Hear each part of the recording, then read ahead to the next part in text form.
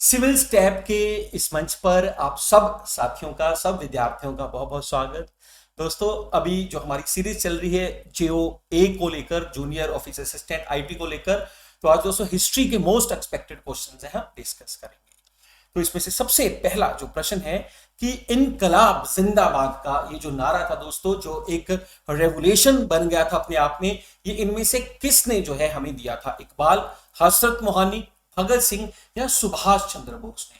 तो इसका जो दोस्तों सही जो उत्तर है दैट इज द हजरत मोहानी ने ये नारा दिया था इनकलाब जिंदाबाद का दोस्तों। इसका मतलब है इनकलाब जो रेवोल्यूशन है दोस्तों, उसकी जय हो, उसको जो है हमें आगे लेके जाना है। तो लॉन्ग लिव द रेवोल्यूशन भी जिसे हम बोल देते हैं दोस्तों। और खास तौर पे रशियन रेवोल्यूशन का जो है इस टाइम पीरियड में 1920 के दशक में बहुत बड़ा जो है हमारे भारतीय क्रांतिकारियों और राइटर्स के ऊपर बहुत बड़ा प्रभाव था। फिर चलते हैं दूसरे प्रश्न में दोस्तों। फादर ऑफ इंडियन अनरेस्ट किसे कहा जाता है? बाल गंगाधर तिलक, लाला लाजपत राय, औरोबिंदो घोष या बिपिन चंद्रपाल? तो इस तरह के बड़े सारे जो प्रश्न हैं वो एग्जाम में आ सकते हैं, जैसे कि दोस्तों लाल बाल पाल का फुल फॉर्म क्या है, या फिर हम जो है फादर ऑफ द नेशन किसे बोलते हैं, गुरु जी किसे बोलते हैं दोस्तों, शेरे पंजाब या फिर पंजाब केसरी किसे बोलते हैं हम? तो इस तरह के बड़े सारे प्रश्न हैं और इसमें से एक ये भी है फादर ऑफ इंडियन अनरेस्ट दोस्तों हम बोलते हैं बाल गंगाधर तिलक को। इसके अलावा जो मैं जो है स्किप कर गया दोस्तों, grand old man of India. तो ये सारे प्रश्न साथ साथ जो बताए हैं आप मुझे कमेंट बॉक्स में है इनके उत्तर दे सकते हैं। उम्मीद करूंगा सभी के उत्तर आपके द्वारा दिए जाएंगे।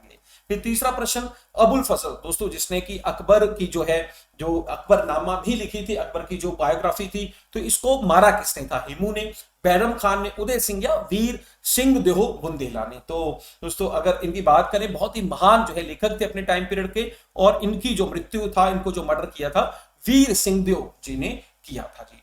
फिर उसके बाद नेक्स्ट क्वेश्चन है बंदोबस्त सिस्टम से। तो दोस्तों इनमें से कौन से सिस्टम को है बंदोबस्त सिस्टम है कहा जाता था?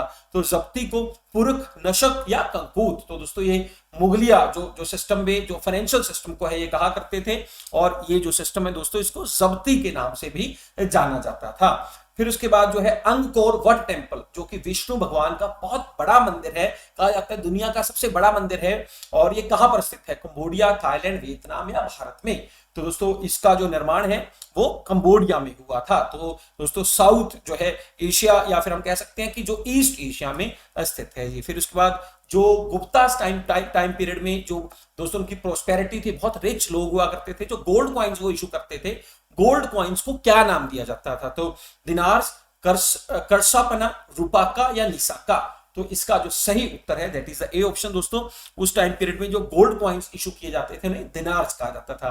गुप्ता के जो है मोस्ट इंपॉर्टेंट जो हम बात करें उनके किंग्स की, तो दोस्तों उसमें से जो है चंद्रगुप्ता वन है। फिर उसके बाद जो है दोस्तों चंद्रगुप्ता वन के बाद हम बात करें फिर उसके चंद्रगुप्ता टू है, कुमारा गुप्ता है, ठीक है। तो बड़े ही इंपॉर्टेंट है, मेरे स्किप हो रहे हैं दोस्तों। नेपोलियन ऑफ जो है इंडिया कहा जाता था समुद्रगुप्त दोस्तों, समुद्रगुप्त है, तो ये बड़े इंपॉर्टेंट है। और गुप्ता टाइम पीरियड को जो है एक गोल्डन टाइम पीरियड ऑफ जो हिंदुइज्म भी कहा जाता है। फिर उसके बाद हम बात करेंगे मुस्लिम लीग के जो है परमानेंट प्रेसिडेंट है 1908 में, इनमें से कौन बने थे? तो नवाब सलीमुल्ला, सैयद अहमद खान, आगा खान या सैयद आमिर अली?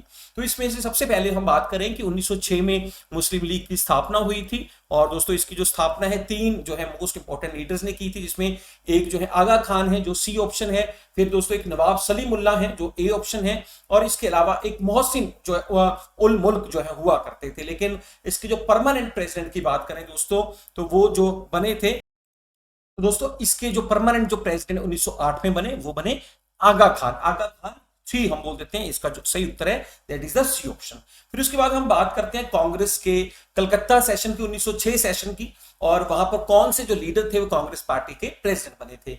तो अगर मैं बात करूं 1906 का सेशन जो महत्वपूर्ण था, क्योंकि इस सेशन में दोस्तों जो है कलकत्ता के इस सेशन में स्वराज का जो रेजोल्यूशन है वो पास किया गया था।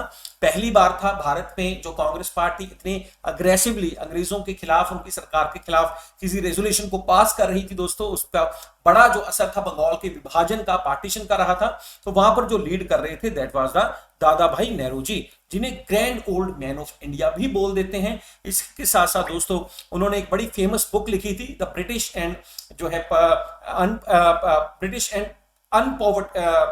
Poverty and un British rule in India, जो बड़ी मशहूर हुई उस टाइम पीरियड में, जहां पर उन्होंने दोस्तों ड्रेनेज ऑफ वेल्थ की थ्योरी भी दी थी। इसके अलावा वो पहले एशियन थे जो ब्रिटेन की जो पार्लियामेंट थी दोस्तों, हाउस ऑफ कॉमन्स, उसके मेंबर भी जो चुने गए। तो बहुत इंपॉर्टेंट है, और कांग्रेस पार्टी के जो है कई बार ये प्रेसिडेंट भी चुने गए। 1887 के बाद है, फिर 1906 का सेशन है जिसकी हम जिक्र कर रहे हैं।